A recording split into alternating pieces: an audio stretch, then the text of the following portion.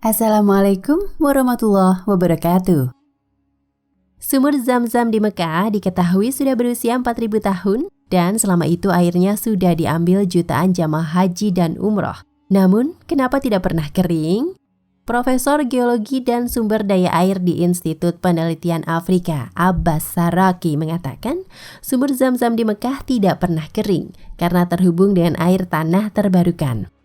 Karena itu air Zam-Zam ini dianggap berkah bagi umat Islam. Seperti diketahui, sumur Zam-Zam berasal dari zaman Ismail bin Ibrahim yang terletak di sebelah timur Ka'bah suci di dekat halaman Masjidil Haram. Dokumen sejarah menunjukkan bahwa kedatangan Ismail ke Mekah pada tahun kelahirannya sekitar tahun 1910 sebelum Masehi merupakan tahun munculnya Zam-Zam. Antara hari ini dan pertama kali muncul air Zam-Zam kira-kira 4.000 tahun sesuai kalender Hijriah. Hal ini segera menimbulkan pertanyaan tentang bagaimana air Zam-Zam tidak pernah habis selama ribuan tahun. Penjelasan ilmiah dari Profesor Saraki tidak hanya penipisan dalam geologi, berarti bahwa air dapat diperbarui secara alami. Air tanah dapat diperbarui seperti sumur Zam-Zam, katanya seperti dikutip Egypt Today. Dia menambahkan Mesir memiliki gurun barat, reservoir batu pasir Nubian yang terletak di oasis, namun itu tidak dapat diperbarui.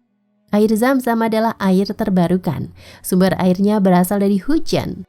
Mekah adalah daerah pegunungan dan salah satu lembahnya menampung sumur Zam-Zam di dataran rendah, kata Saraki. Profesor menjelaskan terdapat 14 meter endapan sungai yang disebabkan oleh air hujan di pegunungan yang jatuh di dataran rendah dan berubah menjadi sedimen. Proses ini memakan waktu jutaan tahun untuk membuat sumur Zam-Zam sepanjang 14 meter. Di bagian paling bawah terdapat bebatuan yang berkumpul, menyebabkan sumur memiliki kedalaman total 35 meter, sedimen 14 meter, dan batuan di dalam 21 meter. Dengan proses curah hujan dan penyimpanan, air diperbarui. Air di sumur Zam-Zam digunakan sebagai air minum jamaah dan air minum, kata guru besar itu. Profesor geologi itu mengungkapkan bahwa Mesir memiliki sumur yang mirip dengan Zam-Zam yang dapat menyimpan dan mengambil air, menjadikannya terbarukan. Sumur Zam-Zam telah digunakan selama 4.000 tahun. Hal ini membuat kami berpikir bahwa jika tidak ada hujan di Arab Saudi, airnya akan habis. Namun mengingat kondisi iklim yang stabil dan tidak berubah, sumur tetap tidak akan kering, ujarnya. Seiring berjalannya waktu, Raja Arab Saudi Abdullah mengarahkan agar air Zam-Zam tetap terjaga dengan didirikannya pusat pengemasan air Zam-Zam pada tahun 2010. Dengan begitu, kualitas air Zam-Zam sebelum dikonsumsi lebih terjamin karena selalu dipantau oleh Laboratorium Kesehatan dan Geologi serta Dewan Takmir Masjidil Haram.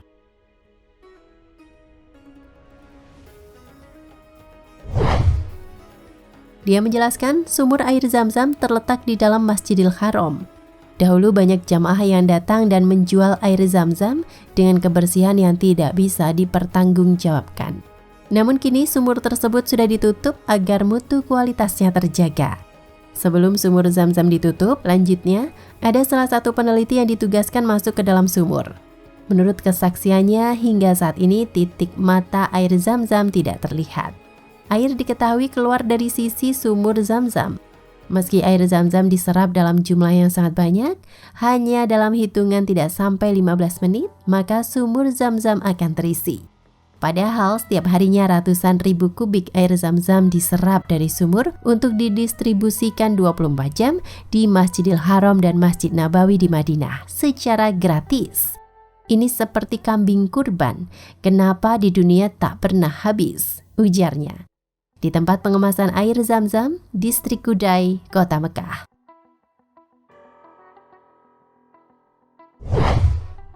Sekedar diketahui, ilmuwan Jepang Dr. Masaru Emoto pernah melakukan penelitian menggunakan teknik nano.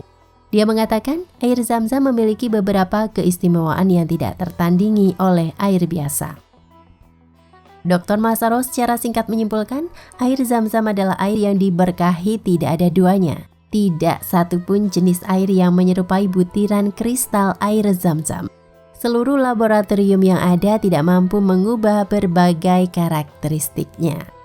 Wallahu a'lam bishawab.